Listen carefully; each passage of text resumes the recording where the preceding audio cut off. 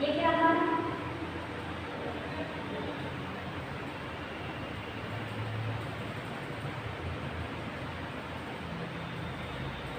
ये हमारा 1,3 ब्यूटाडीन।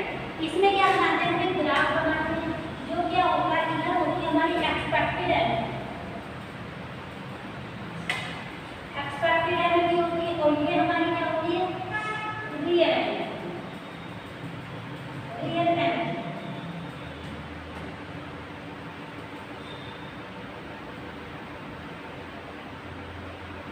तो हम कह सकते हैं कि जो expected energy and real energy का जो गैप होता है उसे हम क्या बोलते हैं, उसे हम क्या बोलते हैं, रेजोनेंस एनर्जी।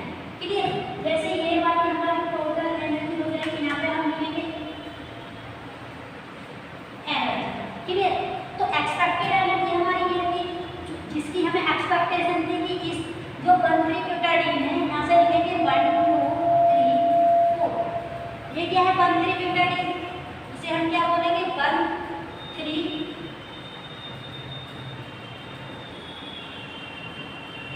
ब्यूटाडीन। 1,3 ब्यूटाडीन की क्या थी, ये है एक्सपेक्टेड एनर्जी, और इसे हम बोलते हैं रियल एनर्जी। क्लियर। जो हमारी expected energy and real energy का जो गैप होता है वो क्या कहलाता है, हमारा रेजोनेंस एनर्जी। तो रेजोनेंस एनर्जी, इन दोनों का गैप ही हमारा क्या होता है, रेजोनेंस एनर्जी। क्लियर। तो इसका जो ग्राफ होगा वो ये वाला बनेगा। इसमें क्या हो जाएगा, जो हमारी रियल एनर्जी होती है इसमें रेजोनेंस एनर्जी, रेजोनेंस में क्या होता है, इन्वॉल्व हो जाता है या इंक्लूड कर लेते हैं रेजोनेंस को। जो हमारी एक्सपेक्टेड एनर्जी होती है उसके अंदर जो रेजोनेंस होता है वो नहीं होता। क्लियर। तो रियल एनर्जी के अंदर क्या होता है, रेजोनेंस होता है।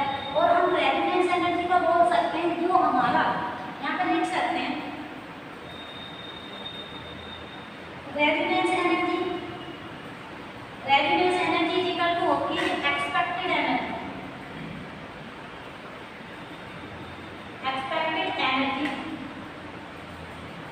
Expected energy minus real energy.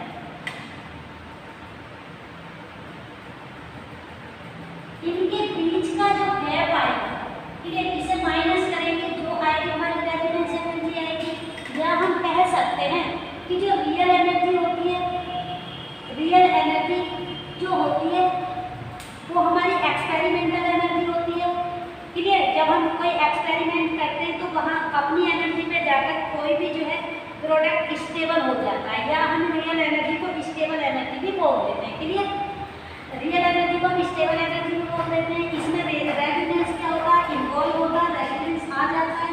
लेकिन जो एक्सपेक्टेड एनर्जी होती है, एक एक्सपेक्टेशन होती है कि कोई भी इलेक्ट्रॉन इतनी एनर्जी तक तो जाएगा, लेकिन वो क्या करेगा, यहाँ से जाकर के वापसी आ जाता है, वापसी आकर के यहाँ पे रुक जाता है। तो इसे हम कह सकते हैं कि जो एक्सपेक्टेड एनर्जी और रियल एनर्जी का जो गैप होता है वो हमारा क्या कहलाता है, resonance energy. Clear. Resonance energy होता है। और 1,3 ब्यूटाडीन का क्या बनाएंगे, ये ग्राफ है, और इसे हम रेजोनेंस एनर्जी को इसी टाइप से एक्सप्लेन करते हैं। आगे हम बना लेते हैं। देखो, अगर हम अगला लेते हैं, अगला एग्जाम्पल क्या है, इस कोड को थोड़ा आगे इंक्रीज कर लेंगे। क्लियर। 3 कोड आगे, तब भी हम क्या लिखेंगे, ये वाला ही ग्राफ बनाएंगे। क्लियर। ये वाला ही ग्राफ बनाएंगे, क्या लिखेंगे, एक्सपेक्टेड एनर्जी और रियल एनर्जी का जो गैप होता है वो क्या कहलाता है, हमारा रेजोनेंस एनर्जी। इन दोनों के बीच का जो गैप है, ये वाला जो गैप आ रहा है, ये वाला जो गैप है वो क्या है, रेजोनेंस एनर्जी। क्लियर। तो इसे हम क्या बोलते हैं, रेजोनेंस एनर्जी। अब हम कुछ एग्जाम्पल कर लेते हैं कि इनका क्या होता है, कैसे निकालते हैं रेजोनेंस एनर्जी। इसके कुछ क्वेश्चन हैं, लेकिन देखना हमें क्या होता है कि जो हमारी एक्सपेक्टेड एनर्जी होती है एंड रियल एनर्जी होती है उसके बीच का जो गैप होता है वो क्या कहलाता है, रेजोनेंस एनर्जी। क्लियर। और अब हम देख लेते हैं कुछ क्वेश्चन है। पहला क्वेश्चन है हमारा, फर्स्ट क्वेश्चन हमें 1,3 ब्यूटाडीन के बिना, क्वेश्चन नंबर 1 में ये है। और इसके बाद हमारा क्या है,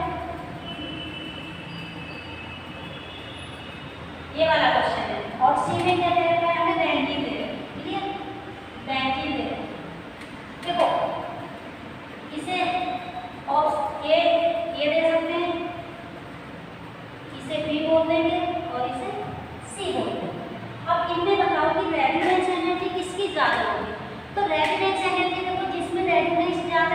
रेडियंस एनर्जी ज़्यादा होगी। देखो यहाँ पे 2 वोल्ट के बीच रेजोनेंस है तो इसकी तो कम हो जाएगी क्योंकि यहाँ पे 3 वोल्ट के बीच रेजोनेंस जा रहा है। 1 2 3 वोल्ट है तो यहाँ पे 3 वोल्ट के बीच रेजोनेंस है, लेकिन यहाँ भी 3 वोल्ट है रेजोनेंस के लिए। तो हम कैसे देखेंगे इसमें, जिसमें रेजोनेंस ज़्यादा होगा ये तो हम बता देंगे कि इन दोनों की एनर्जी इससे तो ज़्यादा है। ए से क्या है, ज़्यादा है। क्या लिखेंगे, रेजोनेंस एनर्जी क्या है, ज़्यादा है किससे, ए की सबसे कम हो जाएगी तो ए को सबसे लास्ट में लिख लेंगे। अब इन दोनों में कंपेयर करेंगे, इन दोनों में कैसे कंपेयर करेंगे, देखो ये तो साइक्लिक नहीं है और ये वाला साइक्लिक है। जब हमारा साइक्लिक होता है तो हम देखते हैं एरोमेटिसिटी, क्योंकि साइक्लिक की सबसे ज़्यादा भी नहीं कह सकते, कम भी नहीं कह सकते, वो उसे देखते हैं हम। अगर एरोमेटिक होता है तो इससे ज़्यादा हो जाएगी, एंटी एरोमेटिक हो जाएगा साइक्लिक तो इससे कम हो जाएगी। क्लियर? तो अब हम यहाँ से देख लेते हैं, इसे देखेंगे साइक्लिक है तो एरोमेटिसिटी चेक करेंगे। तो एरोमेटिसिटी कैसे चेक करते हैं, 4n+2 से इधर क्या लिखते हैं, नंबर ऑफ इलेक्ट्रॉन। तो देखो एक बोर्ड में कितने इलेक्ट्रॉन होते हैं, 2 इलेक्ट्रॉन होते हैं, एक बोर्ड में 2 इलेक्ट्रॉन होते हैं। यहाँ पर कितने बोर्ड है, 3 बोर्ड है, तो टोटल इलेक्ट्रॉन कितने हो गए, 6 हो गए। जब ये वाला 4n और 2 साइड चेंज करते हैं तो माइनस में जाता है, क्योंकि यहाँ पे 2 प्लस में तो माइनस में जाएगा। जब माइनस में जाएगा तो इसका क्या बचेगा, 4n = 4। और जो हमारा इनटू में होता है या मल्टीप्लाई में होता है तो वो जब उसकी साइड चेंज करते हैं तो किसमें जाता है, वो डिवाइडेशन में जाता है। 4/4 कितना आ जाएगा, n = 1। तो n = एक नंबर है, फ्रैक्शन में नहीं है, तो इसीलिए हम इसे बोल सकते हैं कि ये एरोमेटिक है। क्या है ये, एरोमेटिक है। लेकिन एरोमेटिक सबसे पहले हमें देखना होता है ये ओपन चेन है, क्लोज चेन है, तो ये साइक्लिक है। तो इसमें हमें देखना होता है अगर हमारा एरोमेटिक होता है, अगर हमारा एरोमेटिक होता है तो जो ओपन चेन है उससे ज़्यादा हो जाती है रेजोनेंस एनर्जी। अगर हमारा एंटी एरोमेटिक है तो इससे कम हो जाएगी, ओपन चेन से कम हो जाएगी। क्लियर? तो ऐसे देखते हैं। और एरोमेटिक होने के लिए एंड एंटी एरोमेटिक होने के लिए कंपाउंड क्या होना चाहिए, साइक्लिक होना चाहिए, जो कि ये साइक्लिक है। और एंटी एरोमेटिक के लिए क्या होना चाहिए, साइक्लिक होना चाहिए।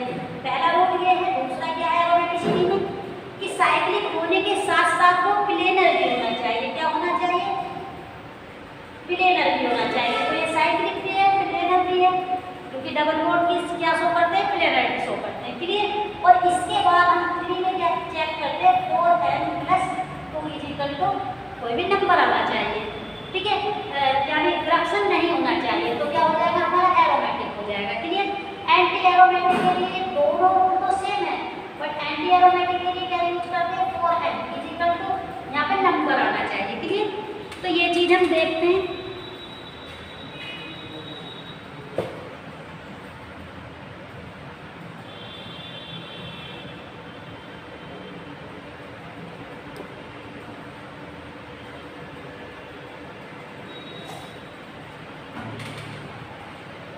क्या देख लेते हैं, ये चीज देख लेते हैं। अगर प्लेनर है और साइक्लिक है और 4n+2 को फॉलो कर रहा है तो एरोमेटिक, प्लेनर साइक्लिक है, प्लेनर है और 4n को फॉलो कर रहा है तो क्या, एंटी एरोमेटिक होता है। क्लियर? तो ये वाला क्या हो गया हमारा, जो हमारा सी है क्या है, एरोमेटिक। क्या है ये, एरोमेटिक है। तो हमारा क्या, एरोमेटिक की सबसे ज्यादा हो जाएगी तो सी हमारा आगे आ जाएगा और इसके बाद हमारा क्या आ जाएगा, बी आ जाएगा। तो हम कह सकते हैं कि ये इसका किसका ऑर्डर है, रेजोनेंस एनर्जी का। रेजोनेंस एनर्जी हम इस टाइप से चेक कर लेते हैं। अगला क्वेश्चन है, अगला देख लेते हैं। अब नेक्स्ट क्वेश्चन क्या है, उसने ये दे रखा है, ये दे रखा है और इसके बाद में हमें ये दे रखा है। क्लियर? देखो दोनों सेम है, रेजोनेंस दोनों में बराबर है। इसमें भी डबल 2 बॉन्ड है और इसके अंदर भी 2 डबल बॉन्ड है, तो इसे ए लिख देते हैं और इसे क्या लिखेंगे हम, बी।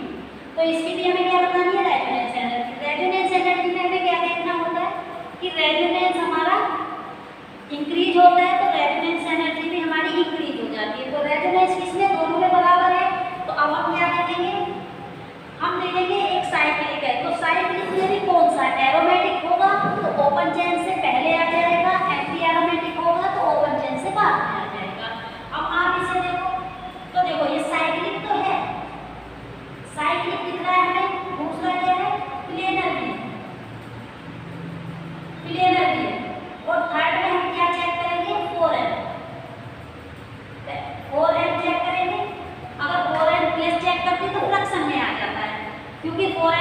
देखो 4n प्लस क्या करके दिखा देते हैं पहले 4n plus 2 is equal to कितने 4 इलेक्ट्रॉन है। देखो 4n इज इक्वल टू 2 इधर जाएगा साइड चेंज करेंगे प्लस में तो माइनस में चला जाएगा कितना होगा 2 हो जाएगा। n इज इक्वल टू ये किसमें मल्टीप्लिकेशन में साइड चेंज करेंगे किसमें आ जाएगा डिवाइडेशन में आ जाएगा। तो देखो ये कैसा नंबर बच रहा फ्रैक्शन तो फ्रैक्शन में ये नहीं लगेगा ये वाला रूल हमारा नहीं लगेगा। तो अब हम क्या चेक करेंगे कौन सा रूल लगाएंगे 4n प्लस 4n वाला 4n वाला जो कितने इलेक्ट्रॉन है 2 यहाँ से 4 इलेक्ट्रॉन है n ये मल्टीप्लिकेशन में तो किसमें जाएगा डिवाइडेशन में जाएगा तो n इक्वल टू कितना आ जाएगा 1 आ जाएगा। तो एंटी एरोमेटिक वाला रूल फॉलो हो रहा है। अगर जो हमारा फ्रैक्शन में आता है तब तो उसे हटा देते हैं लेकिन हमारा किसमें है नंबर है नंबर में आया है तो हम इसे क्या लिखेंगे एंटी एरोमेटिक। तो ये वाला कौन सा है एंटी एरोमेटिक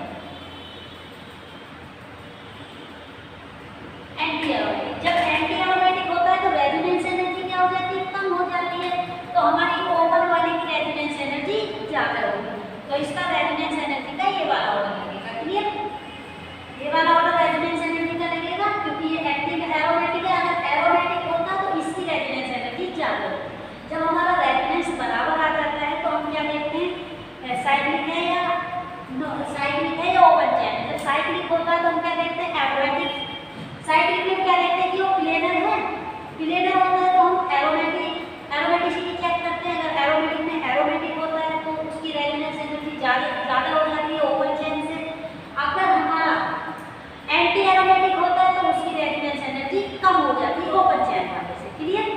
तो इसी टाइप से यहाँ पे जो है एंटी एरोमेटिक है इसीलिए इसकी रेजोनेंस एनर्जी कम हो गई है एज कंपेयर दिस क्लियर। उसमें इसकी रेजोनेंस एनर्जी साइक्लिक वाले की ज्यादा थी क्योंकि वो एरोमेटिक था क्लियर। क्योंकि हमने ओरेंज प्लस 2 से चेक किया था तो हमारा क्या आएगा एरोमेटिक आ जाएगा क्लियर। अगला क्वेश्चन देख लेते हैं। अगला क्वेश्चन क्या है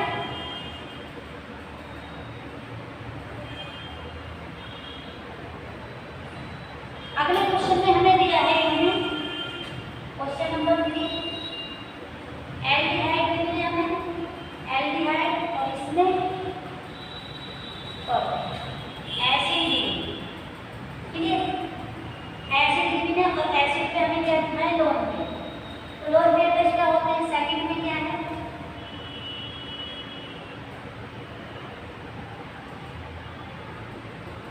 ये NH2 क्लियर NH2 दिखाया।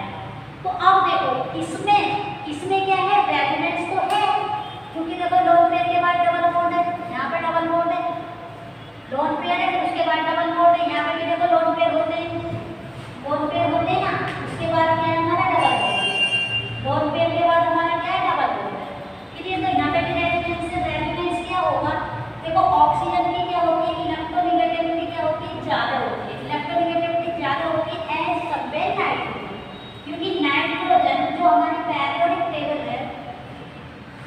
हमारी पैरियोडिक टेबल है वो लेफ्ट हैंड साइड आता है ऑक्सीजन राइट हैंड साइड आता है इसीलिए इसकी इलेक्ट्रोनेगेटिविटी कम होती है और ऑक्सीजन की इलेक्ट्रोनेगेटिविटी ज़्यादा होती है। अगर हम पैरियोडिक टेबल में लेफ्ट टू राइट जाते हैं तो इलेक्ट्रोनेगेटिविटी क्या होती है इंक्रीज हो जाती है।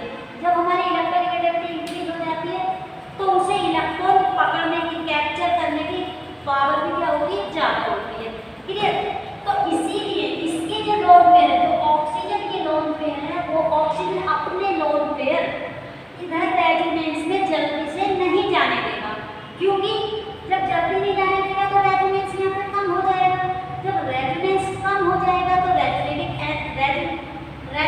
एनर्जी भी हमारी क्या हो जाएगी डिक्रीज हो जाएगी कम हो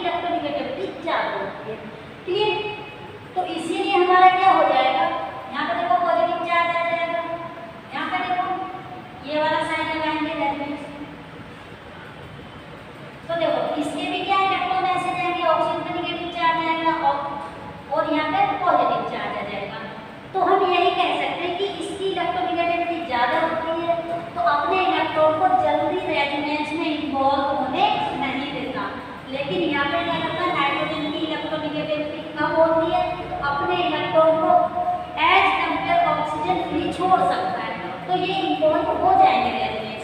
क्लियर? तो इसीलिए जब रेजोनेंस इसमें ज़्यादा है, जब रेजोनेंस से ज़्यादा इम्पोर्ट होंगे तो इसमें रेजोनेंस ज़्यादा है, इसमें रेजोनेंस कम है तो रेजोनेंस एनर्जी का ऑर्डर भी क्या हो जाएगा, ये हो जाएगा।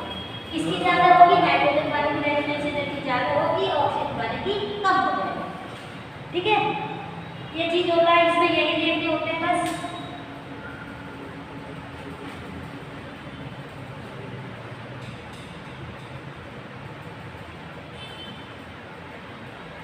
और देखो एक चीज और है, एक पॉइंट और लिख लेना यहाँ पे नोट करके, इसे हटा देते हैं, यहाँ पे नोट करके लिख सकते हैं, नोट करके लिख सकते हैं जो हमारे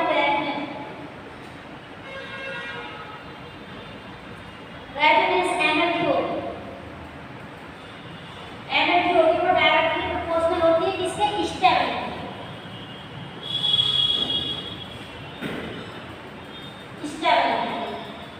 क्लियर? तो हम ऐसा भी बोल सकते हैं कि रेजोनेंस इंक्रीज, स्टेबिलिटी इंक्रीज। अगर रेजोनेंस हमारा रेजोनेंस एनर्जी इंक्रीज होती है तो हमारी स्टेबिलिटी भी क्या हो जाती है, इंक्रीज हो जाती है।